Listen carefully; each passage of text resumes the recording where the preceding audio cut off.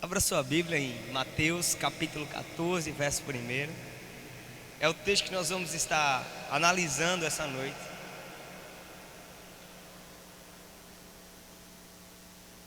E tem algumas verdades muito importantes da palavra de Deus que eu quero que você esteja muito atento ao que eu vou falar. Amém, igreja? Antes de tudo, você vai dizer para a pessoa que está ao seu lado a seguinte frase: diga: seja como a árvore de bons frutos.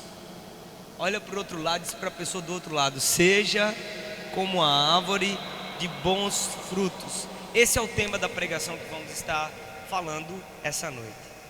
Antes, Mateus capítulo 14, o verso 1. Antes de nós começarmos a leitura, eu queria que você fechasse os seus olhos mais uma vez, para que a gente pudesse estar orando a Deus e clamando para que Ele guie todas as palavras a serem ditas essa noite. Feche seus olhos.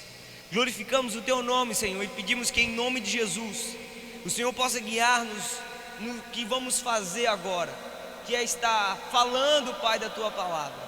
Deus, que o Senhor possa guiar tudo o que irá acontecer. Deus, cada palavra, cada pessoa que está aqui, Deus, os momentos vivenciados, sejam eles para o louvor da Tua glória. Assim nós oramos e Te agradecemos. Todos dizem. Vamos ler o texto bíblico, irmãos. Porque aquele tempo, Herodes o tetrarca ouviu os relatos a respeito de Jesus e disse aos que o serviam: este é João Batista, ele ressuscitou dos mortos, e por isso estão operando nele poderes miraculosos. Pois Herodes havia prendido e amarrado João, colocando-o na prisão por causa de Herodias, mulher de Filipe seu irmão. Porquanto João dizia para Herodes e Herodias: não te é permitido viver com ela. Herodes queria matá-lo, mas tinha medo do povo, porque este o considerava profeta. No aniversário de Herodes, a filha de Herodias dançou diante de todos e agradou tanto a Herodes que ele prometeu sob juramento dar-lhe o que ela pedisse. Influenciado por sua mãe, ela disse: dá-me aqui num prato a cabeça de João Batista. O rei ficou aflito, mas por causa do juramento e dos convidados, ordenou que lhe fosse dado o que ela pedia e mandou decapitar João na prisão. Sua cabeça foi levada no prato e entregue à jovem que a levou à sua mãe. Os discípulos de João vieram, levaram seu corpo e o sepultaram. Depois foram contar isso a Jesus. Amados irmãos, parece uma história trágica. Parece não, de fato é. Não trágica pela morte do profeta, trágica pela situação em que esse homem se encontrava. Eu falo aqui de Herodes, o governador. O texto que eu quero comentar para você hoje é um texto bem interessante. Eu não quero delimitar as minhas palavras ao que lemos, mas eu quero fazer você refletir sobre a vida de João, o Batista ou o batizador. O texto que nós lemos também é encontrado em Marcos. Na verdade, eu quero falar alguns comentários para que você se situe no texto e perceba exatamente as verdades que eu quero estar comunicando a todos vocês. A primeira delas é que Mateus, que escreveu o texto que nós estamos lendo, ele fundamentou as suas ideias nos escritos do Evangelho de Marcos, que foi o primeiro evangelho escrito. As ideias de Mateus são muito parecidas com as ideias de Marcos, e os pesquisadores dizem que um foi baseado no outro. Mateus escreveu depois de Marcos e fundamentou as suas ideias em cima dos relatos do autor que eu acabei de citar. Mateus também era aquele que era o cobrador de impostos e foi um dos 12, aquele que deixou de ser cobrador para ser seguidor. Ele passa de cobrador a seguidor de Jesus. E ele escreve o seu texto com o intuito de fazer os seus leitores perceberem que Jesus, ele era o Messias. Nós percebemos também nos escritos de Mateus algumas coisas muito interessantes. Uma delas é que Mateus é um cara muito preocupado com que as pessoas que lessem os seus escritos percebessem que Jesus ele era o Messias e que ele cumpria fielmente todas as promessas que foram feitas sobre ele no Antigo Testamento. O Evangelho de Mateus é um livro que olha para o Antigo, cumpre as promessas que foram feitas e nos faz olhar para o futuro, apontando para a nossa redenção completa. Está lá em Mateus capítulo 28, é o Evangelho que de forma mais clara expressa a grande comissão: ide por todo mundo e pregai o Evangelho a toda criatura. Nos primeiros capítulos de Mateus nós vemos algo muito interessante. Se você abrir a sua Bíblia, você vai observar isso. Está lá um bocado de nome escrito. Esses nomes têm a ideia de fazer o leitor, aquele que tem o conhecimento prévio, perceber que Mateus está enfatizando um fato bem interessante, que tem muito a ver também com o que nós vamos estar falando aqui essa noite. Jesus, ele é da linhagem de Davi, ele tem um sangue real, ele é rei. Diga comigo: Jesus é rei. Mais especificamente falando o que acabamos de ler, o texto de Mateus capítulo 14 fala sobre a morte daquele homem que Jesus disse: entre os nascidos de mulher, esse foi o maior. João o batizador, João Batista. E é interessante porque nós vamos observar alguns fatos da vida desse homem, e eu quero trazer uma aplicação para a sua vida, porque assim como o apóstolo fala, eu tenho uma necessidade muito grande de repetir essa palavra. A palavra de Deus, ela não é para ser escutada ou apenas pregada. A palavra de Deus, ela tem que ser vivenciada, ela tem que ser prática.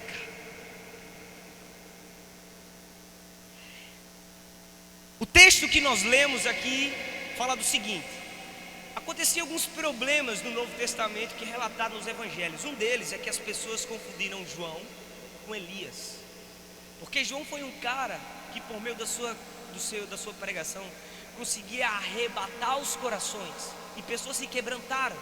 Tanto é que se profetizou no Antigo Testamento que viria um homem que iria preparar o caminho, a voz que clama no deserto. Essa, João Batista. João foi confundido com Elias, e ainda mais no texto que nós acabamos de ler. Se você voltar um pouquinho no capítulo, você vai perceber que Jesus com os seus discípulos estão realizando alguns milagres, e que esses milagres são tão grandiosos que chega a ser cogitado, porque não se acreditava confiança em Cristo, que quem estava fazendo os milagres não era Jesus, mas era João ressuscitado. E aqui o texto cita como João morreu. João, ele era um profeta, diga comigo, profeta. E ele anunciava a verdade. João era um cara, e assim a palavra de Deus o descreve, rústico, assim a gente pode falar, barbudo, vestia pele de camelo, comia gafanhotos e mel do campo. Era um cara que vivia para o seu propósito, e para o seu propósito ele vivia. João não estava preocupado em se calar diante das circunstâncias. Ele sabia que a sua missão era preparar o caminho. Diga comigo, preparar o caminho. E foi isso que ele fez em toda a sua vida, olhando para todas as situações e circunstâncias, e sem temer e tremer, anunciou a verdade a todas as pessoas. E anunciar a verdade custou a sua própria vida. Anunciar a verdade, na verdade, não custou só a vida de João. A gente tem muitos mártires na nossa palavra. Um deles é João, outro é que a gente considera como o primeiro, não morreu pregando, morreu falando a verdade, que foi o João Batista, por causa que denunciou o pecado de Herodes, o adultério que ele estava cometendo. Estevão morreu pregando. Enquanto ele era apedrejado, ele glorificava, os seus olhos vislumbravam o céu, e ele glorificava a Deus, e ele era apedrejado por falar a verdade. O tema da nossa pregação, como eu disse a você, irmão, é como a árvore de bons frutos. E a gente vai estar analisando algumas situações que são muito importantes, e eu quero que você esteja atento ao que eu vou falar, porque palavras como sucesso, palavras como resultado, elas têm uma conotação diferente para a vida daquele que as percebe por meio das escrituras sagradas. E árvore de bons frutos, e é essa frase que eu quero que fique gravada na sua memória. Eu quero que ela fique gravada com o real significado que vamos perceber por meio da vida do profeta João o Batizador, João Batista. Diga amém. Irmãos, me dê licença que eu não estou aguentando esse calor aqui, misericórdia. Mas a primeira coisa que eu quero dizer a você, eu quero que você esteja atento ao que eu vou falar. Amém. Engordei um pouquinho, né, irmão, na lua de mel. Aí o paletó ficou um pouquinho arrochado. Comi tanto que teve um dia que eu tive que dormir sentado. Você pode dar um glória a Deus por isso? Dê um glória a Deus, irmão. Tô brincando não, tô falando sério. Quando eu observo a vida de João, e eu quero que você a observe comigo, nós paramos para analisar o profeta. A primeira característica que o marca é ser profeta. Uma palavra que era usada para o profeta no Antigo Testamento, que era usada também para aquelas pessoas que ficavam em cima dos muros da cidade e anunciavam um perigo, ou denunciavam as situações que precisavam ser observadas pelo povo. Era uma palavra que eu quero dizer para você hoje, é a primeira ideia que Deus tem me incomodado muito a comunicar às pessoas. Diga comigo, como um, fala irmão, como um paráclito. Diga de novo, paráclito. Lucianinho, o que é o paráclito? É aquele que anuncia do alto, é aquele que anuncia a verdade, é aquele que anuncia e denuncia as situações que devem ser observadas, é aquele que está em posição elevada, e essa posição que ele está o faz perceber as coisas e as situações de uma maneira correta. Está aí o guarda em cima do muro. E na situação do profeta, a vida com Deus nos faz observar a vida de uma maneira correta.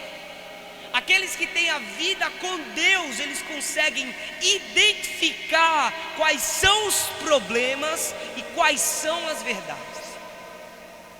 Todos nós, a partir do Novo Testamento e do advento do Espírito Santo, somos profetas de Deus, porque somos detentores do seu Espírito por meio da sua promessa, e falamos acerca das suas verdades. Está lá em Efésios capítulo 2, que com a sua morte, crucificação e ressurreição, Ele nos levou ao status que antes não tínhamos e agora temos. Estamos ao lado do Senhor nas regiões celestiais, pela vitória que Ele nos deu com o seu sangue que foi derramado na cruz do Calvário. Você pode dar uma glória a Deus por isso? João Batizador era esse cara, como eu disse para você. Era o cara que denunciava a mentira e falava a verdade. Ele era um cara que falava. Ele sabia que a missão dele era expressar a verdade. Por meio da missão que ele recebeu, tendo a sua vida como instrumento e a sua voz como a ferramenta de ação que ele utilizou, ele expressava exatamente aquilo que Deus ele tinha para a vida dele. E está aí a primeira coisa que eu quero dizer para você, e é o que tem me incomodado profundamente. Estamos no mês de missões. Então fazer uma viagem missionária, vai lá para o interior, para a cidade de Itatuba, é isso? A cidade de Itatuba, para ajudar uma igreja lá, a igreja Assembleia de Deus, Vamos fazer um movimento na cidade para estar evangelizando aquelas pessoas. Vamos traçar uma estratégia missionária para que isso possa ser de uma forma mais exata e aperfeiçoada, e de fato a gente consiga provocar uma reação naquelas pessoas. Era isso que João fazia, ele falava o que as pessoas precisavam ouvir. E é exatamente isso que vamos fazer.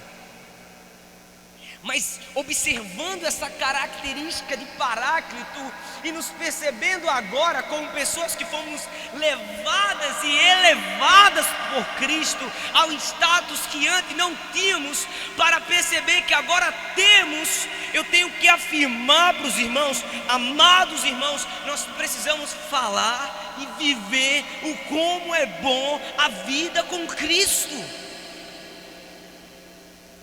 Nós precisamos, e quando eu digo profetizar, não é ficar dizendo que as coisas elas vão acontecer, porque um sentido mais exato da palavra profetizar na Bíblia é falar a verdade de Deus. Isso é profetizar, é expressar a verdade de Deus para as pessoas. E aí tem algumas observações que eu quero que você perceba comigo, que durante esses dias eu pensei, refleti e quero comunicar a você. Você tem expresso o como é bom a vida com Deus? E aí tem algumas situações que eu até citei hoje de manhã e convidei as pessoas para vir à noite. Perceba.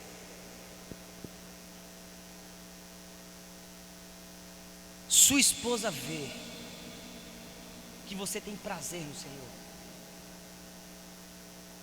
Você expressa isso para ela. O seu esposo vê que você tem prazer no Senhor. Percebe como o sentido de Paráclito e de expressar é dimensionado quando a gente aplica na praticidade da vida. Os seus filhos conseguem perceber que você tem prazer em Deus. A sua família e os seus amigos conseguem ver que você tem alegria no Senhor. A gente pode aprofundar isso mais, porque tem pessoas que não conseguem, que tem um fardo, está lá como eu preguei durante esses dias para os jovens e para os adolescentes, e hoje no domingo pela manhã, a cadeia maldita da religiosidade que faz a gente observar a vida cristã como um peso, quando na verdade a maior liberdade que um homem pode desfrutar em vida é a vida com Cristo. A maior alegria que um homem pode desfrutar em vida é a vida com Cristo. Isso é tema para outra pregação, mas hoje eu pergunto a você: a tua vida tem expresso para as pessoas o prazer que você tem em Deus? A tua esposa consegue ver o prazer que você tem em Deus? Os teus filhos conseguem ver o prazer que você tem em Deus? Os teus amigos conseguem ver o prazer que você tem em Deus? Porque analisando a minha vida, eu percebo que muitas vezes eu expresso, para que agora é a minha esposa, você pode dar um glória a Deus, as dificuldades. E ela também é o meu campo missionário. Daqui a alguns anos, os meus filhos serão o meu primeiro campo missionário. Depois os meus amigos, os meus familiares, os meus amigos, as pessoas que eu convivo no trabalho, as pessoas que a minha voz alcança, e cada uma delas, elas precisam perceber a expressão do amor de Deus na minha vida. E eu pergunto para você essa noite: a tua vida tem expresso o prazer que você tem em Deus, querido? Reflita comigo um instante. Ninguém aqui é assim, diga amém. Nós estamos falando sobre a característica do profeta João Batista de falar. E eu estou expressando para você, aplicando essa ideia na sua vida, que você não precisa sair gritando pelas ruas de João Pessoa: arrependam-se. Mas você pode expressar o prazer que você tem em Deus para a sua esposa, para o seu filho, para a sua família, para os seus amigos e para as pessoas que você convive. Você reclama da igreja, você reclama do casamento, você reclama do trabalho, você reclama. Você acha que o seu filho vai querer a vida que você reclama? Você acha que o seu filho vai querer casar se você fala que é tão ruim casar? Irmãos, eu tenho uma dificuldade muito grande com os adolescentes de terem relacionamentos, de fazerem eles perceberem que o relacionamento de acordo com a palavra de Deus é muito melhor do que o relacionamento que eles encontram no mundo. Mas os nossos filhos, e eu me dou a ousadia de falar porque estou com ele aqui 4, 5 vezes por semana, os nossos filhos, aqueles que estão aqui na igreja, eles precisam de modelos, porque eles aprendem por exemplo. E o que é que eles têm ouvido do pai que é casado sobre a sua mãe? O que é que eles têm ouvido sobre a igreja, do pai que vai à igreja? O que é que eles têm escutado do trabalho? O que é que eles têm ouvido? Eles, as crianças da nossa igreja, depois os adolescentes, depois os jovens, são o nosso primeiro campo missionário. E eles precisam ouvir de nós como é bom a vida com Jesus, que escolher por Deus e viver a sua palavra são as melhores escolhas que um homem pode e uma mulher pode fazer na vida. E eu tenho percebido que existe a necessidade dos adolescentes ouvirem. E eu digo, porque agora eu sou brotherzinho, procurem uma esposa como a minha, porque ela é uma bênção na minha vida. E eu tenho pouco tempo de casado, mas casar é a melhor coisa do mundo. Queira casar. Queira casar. Queira casar. Queira ser um homem de uma mulher só. Meninas, queiram ser uma mulher de um homem só. Isso é valoroso, isso é bom, isso é um profeta, isso é um paráclito, aquele que anuncia a verdade. A gente não precisa estar falando, entenda o que eu vou dizer para você aqui. Entenda bem o que eu vou falar para você. Entenda bem o que eu vou dizer a você. Nós não precisamos ficar profetizando em línguas que pessoas não entendem. Quando os nossos filhos entendem as palavras negativas que a gente diz sobre as verdades bíblicas que eles deveriam aprender. Seja um homem de Deus na sua casa e depois venha ser homem de Deus na igreja. Seja uma mulher de Deus na sua casa e depois venha ser uma mulher de Deus dentro da igreja. Porque, irmãos, isso tem me causado uma preocupação muito grande, que nós ensinamos aqui alguns dias. Eu tenho 1 hora, 2 horas de pregação com os adolescentes e com os jovens, e todo o resto eles estão na escola, e todo o resto eles estão em casa. E o que é que eles têm ouvido? Existe um programa, um projeto de evangelização que talvez você desconheça, que é a janela 14, é uma alusão à janela 1040, porque o dado mais preocupante dentro da igreja evangélica é o índice de adolescentes e jovens que se perdem durante o caminho, porque mais jovens e adolescentes saem da igreja do que entram, porque não conseguem perceber, e eu tenho falado exaustivamente isso para eles, o bife que é a vida com Cristo. Porque no mundo a gente rói osso, mas com Cristo a gente come bife. Você pode dar glória a Deus. São essas coisas, irmãos, que nós precisamos estar atentos, porque você é o profeta e sacerdote das pessoas que você convive. Essas pessoas são o seu primeiro campo missionário, e se estão no seu raio de ação, fale, irmão. Custe o que custar, fale. E essa é a segunda coisa que eu quero dizer para você.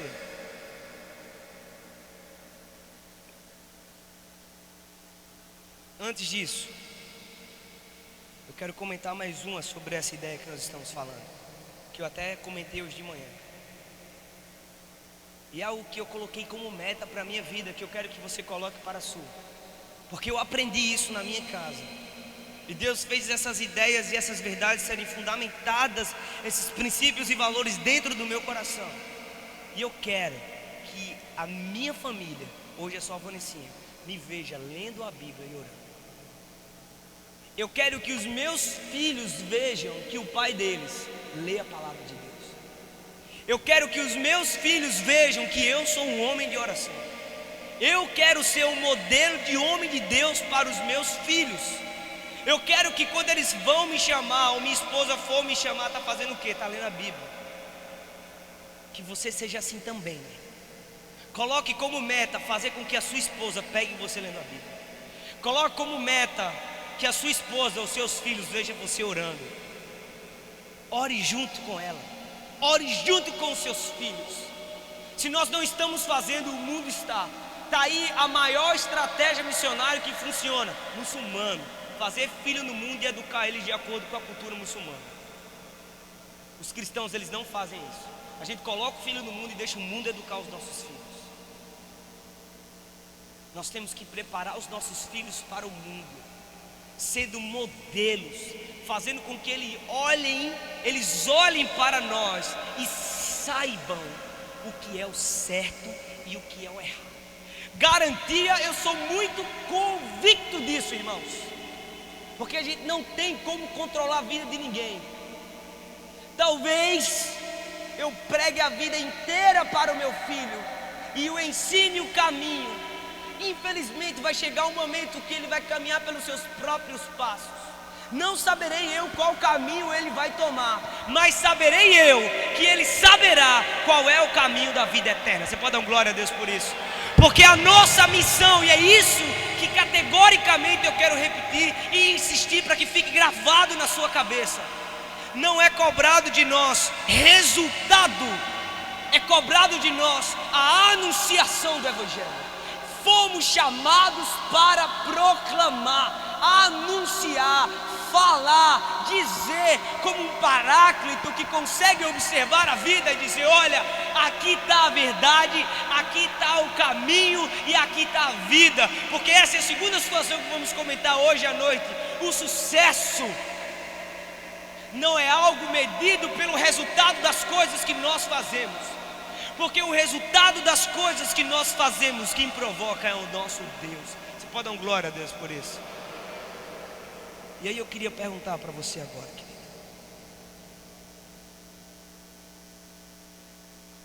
Percebe-se claramente em João, e isso levou à morte, que ele falou. Ele não queria saber, ele falou. Ele identificava o problema e falava. Tanto é que ele condenou diversas vezes.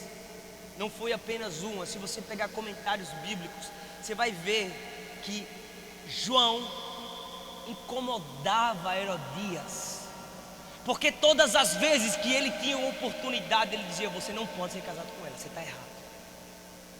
Ele julgava pecados, ele apontava o erro, e isso levou a morte. Olha para o irmão que está ao teu lado e diz assim: custe o que custar, fale. Diga de novo para o outro lado agora: custe o que custar, fale.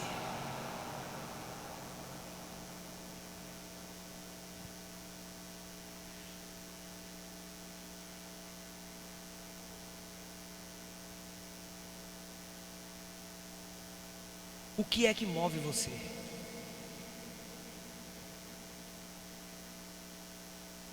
Às vezes a gente só fala quando a situação ela é aceitável, quando a gente acha que o outro vai concordar com a gente, porque a gente tem muito medo em concordar, em discordar. É engraçado porque a gente desconhece a nossa história. O cristianismo, desde a sua origem, ele é uma contravenção. ele é algo contrário, ele é algo que incomoda, ele é algo que não agrada. Porque nós somos ruins e o cristianismo, que é a verdade bíblica sobre a vida, é bom. Então ele provoca em nós uma vontade ou um indicativo de que nós devemos melhorar e mudar. E quando isso é pregado para as pessoas, não é bom, porque ninguém quer mudar. Ninguém quer mudar. E nós muitas vezes caímos nessa de achar que a nossa igreja e que a nossa voz, ela tem que ser aceita, e nos movemos por isso. Você não deve ser movido por aceitação.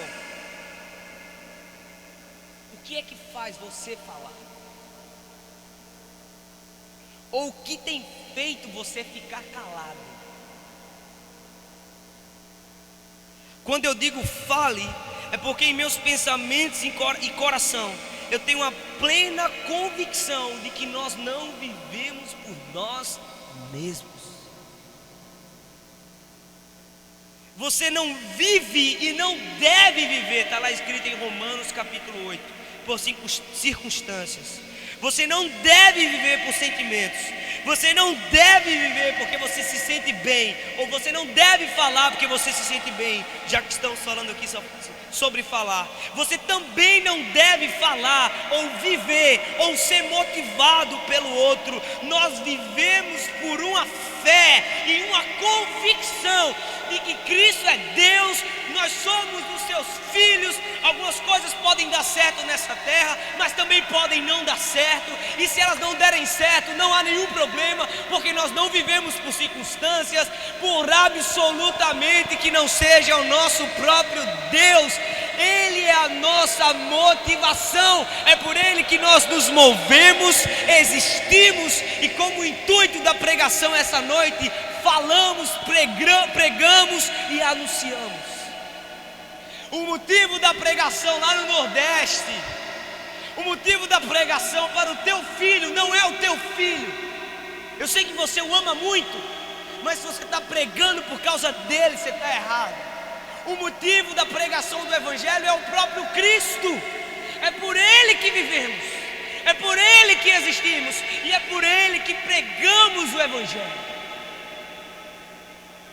Ele é o motivo da sua fala, Ele é o motivo da sua pregação, não é o outro, é Cristo.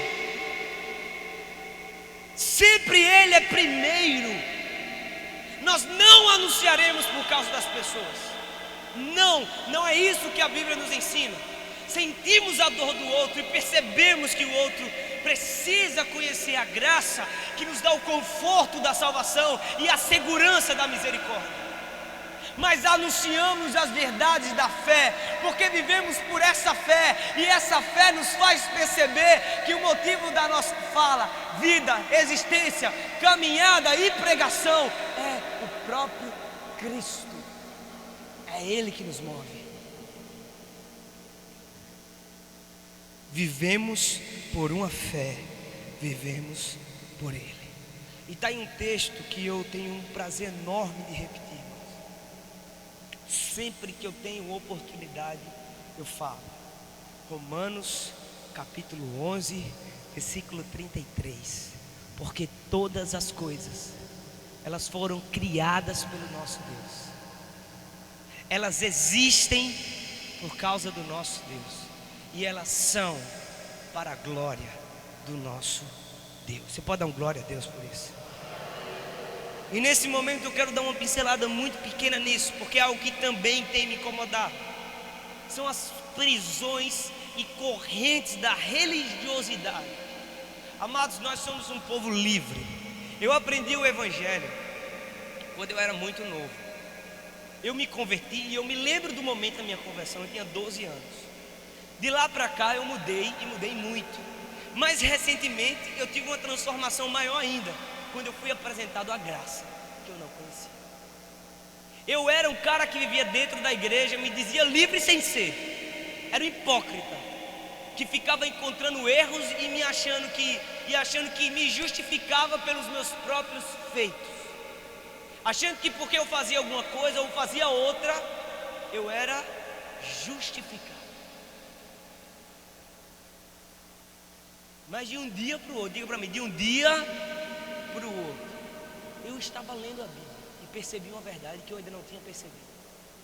E é impressionante como essa verdade transforma os nossos olhos, transforma a nossa percepção de vida e transforma o motivo do sim e do não que damos para as coisas. Está aí Israel como prova lá em Isaías para dizer isso. Era um povo que vivia dentro dos rituais bíblicos que foram instituídos no Pentateuco. Era um povo que todos os dias estava lá sacrificando os animais. Era um povo que dava oferta. Era um povo que fazia tudo que os olhos veem e que aparentemente eram bons. Mas Isaías se levanta como profeta para dizer: está tudo errado. Deus está tendo ódio desses sacrifícios que vocês estão fazendo. Deus está irado com essas coisas, porque é tudo fajuto, é tudo aparência. Não são essas coisas que têm valor para Deus. Não são coisas que os olhos veem que Deus valoriza. Está aí o texto de Mateus, salvo engano, capítulo 9, quando Jesus fala dos sacerdotes e fariseus: vocês são como sepulcros caiados, são belos por fora, fazem todas as coisas lindas e maravilhosas, mas por dentro vocês estão podres, foram obscurecidos em seu coração e entendimento, e agem por vã repetição, e não por coração puro e limpo. E aí eu falei uma coisa ontem que eu queria repetir hoje. Amados, a religiosidade nos faz olhar a vida por meio de uma cadeia e de correntes. Eu estou falando isso porque a motivação da gente fazer as coisas é muito importante. É muito importante, na verdade, você fazer as coisas pelos meios e com a motivação correta faz toda a diferença. Porque se a motivação não for correta, é melhor que você não faça, porque vai ser religiosidade. Era muito melhor que Israel não sacrificasse nada do que continuasse com aqueles sacrifícios sujos, porque eles faziam coisas que os olhos viam, mas que o coração não sentia. E Deus quer que nós façamos coisas que os olhos não veem, mas que o coração sente. Ninguém precisa ver nem saber o que você está fazendo. Jesus falou para os seus: quando você se tranca na intimidade do seu quarto e ninguém te vê, aí você está em intimidade com Deus. Quando você fazer uma coisa com essa mão, esconda para que a outra não veja. Porque o que nós fazemos, não fazemos para as pessoas. O que nós fazemos, não fazemos para a igreja. O que nós fazemos, não fazemos para o nosso altruísmo. Não fazemos para nos sentirmos bem. Não fazemos por motivo e esse absolutamente nenhum que seja o próprio Deus. Você pode dar glória a Deus por isso? Então repita comigo agora, dizendo assim: Jesus, quebra a religiosidade da minha vida. Para de achar que você, irmão, é melhor do que as outras pessoas. Para de achar que você é mais crente do que os outros. Porque quando Jesus tem a atitude de lavar os pés dos discípulos, Ele nos ensina. E eu gosto de repetir essa frase para que você perceba o quão pecador você é, como eu sou. Que todas as pessoas são iguais a nós. Cristo não nos faz melhores. Cristo nos faz perceber que somos pecadores. E como pecadores precisamos de perdão.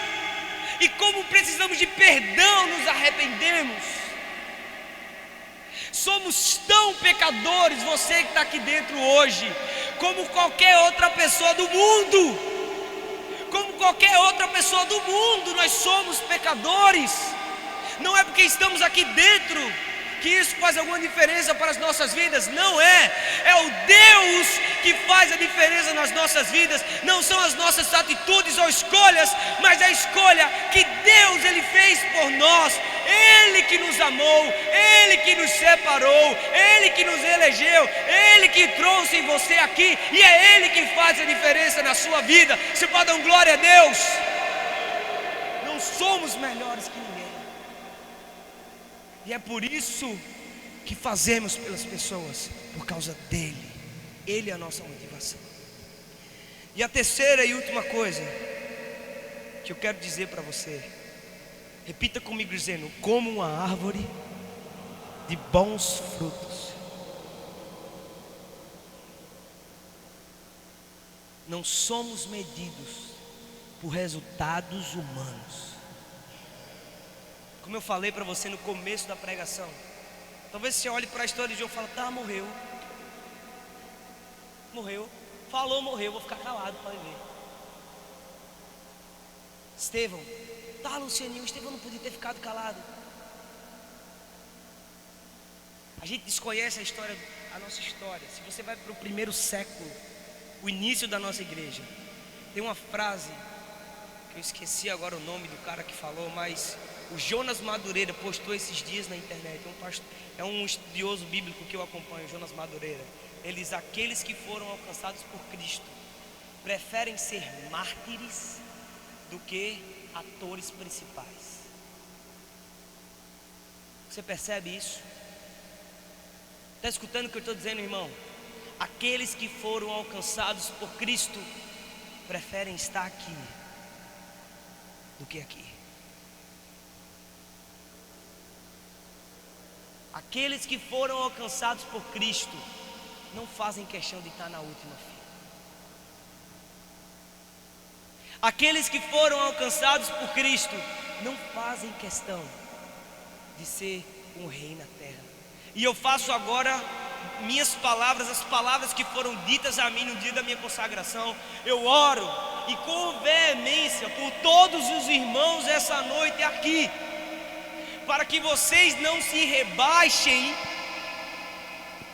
para que vocês entendam perfeitamente a verdade da fé e sejam um ministro do céu, e não se rebaixem a ser um rei na terra. O sucesso que a palavra de Deus ela nos explicita e ensina não é um sucesso que a vida e o mundo prega para nós. O sucesso de uma igreja não é uma igreja cheia. O sucesso de uma igreja não é uma igreja estruturada. O sucesso da vida de um homem de Deus não é uma casa, um carro, um bom salário, saúde ou qualquer outra dessas situações. O sucesso de um homem de Deus está na sua nomenclatura. É Deus que é o nosso sucesso. É por isso que o apóstolo Paulo fala em Romanos: nós já somos vencedores.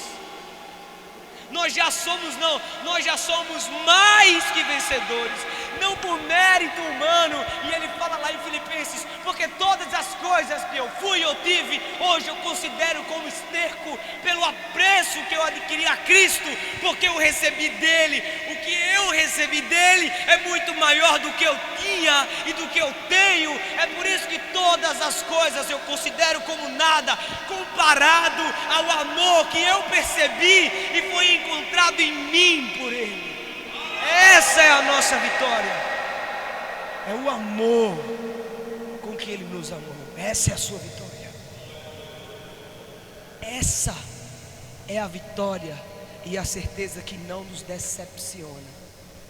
O apóstolo Paulo, no capítulo 5 de Romanos, diz: olha, todas as coisas dessa vida podem esgotar e o mundo desabar sobre os seus pés.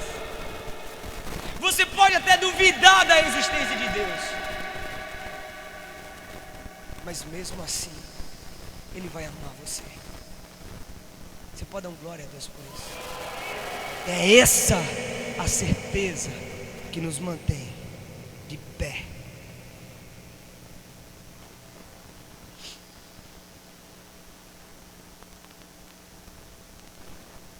O sucesso para o homem de Deus é viver o que Deus tem para nós.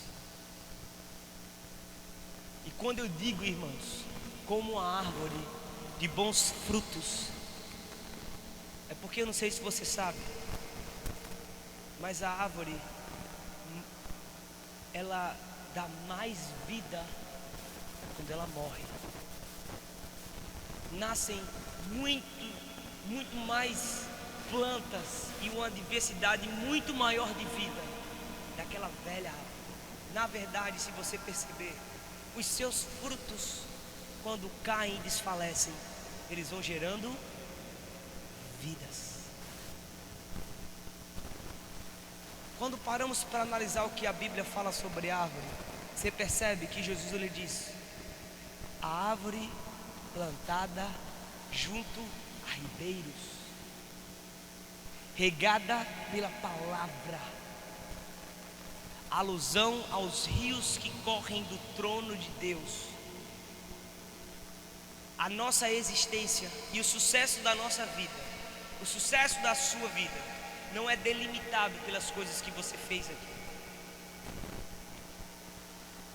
O sucesso e a vitória da sua vida está muito bem escrito no final do capítulo 8 de Romanos, que tanto hoje eu respondi para você.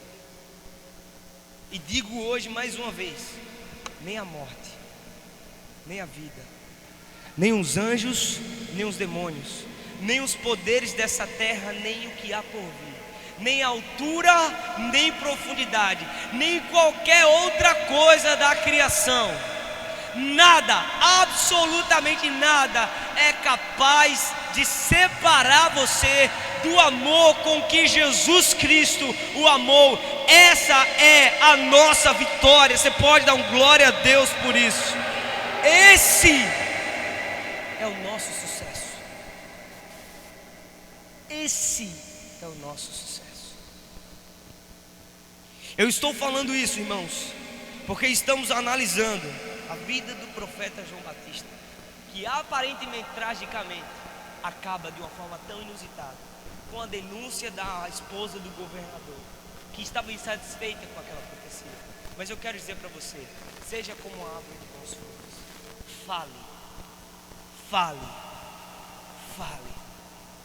Pregue para as pessoas que estão perto de você, que as pessoas elas vejam que você ama e tem prazer no Senhor. Que a sua vida denuncie Cristo. Que você não precise usar palavras para que as pessoas vejam em você Jesus. Custe o que custar, fale. Que a sua única motivação seja o próprio Deus, porque Ele é que deve ser a nossa motivação. É nele que encontramos motivos para não parar, porque os ribeiros, as águas e a necessidade que temos só é atendida pelo bom pastor, que é Jesus. Ele tem exatamente, na medida certa, tudo o que eu e você precisamos. Amém, igreja? E por fim, como eu estava comunicando aos irmãos, que custe a sua própria vida, que custe o seu tempo, que custe os seus recursos, que custe tudo, mas essa palavra e essa verdade é digna da nossa vida. Você pode dar um glória a Deus por isso e aplaudir ao nosso Senhor Jesus. Aplauda ao nosso Deus.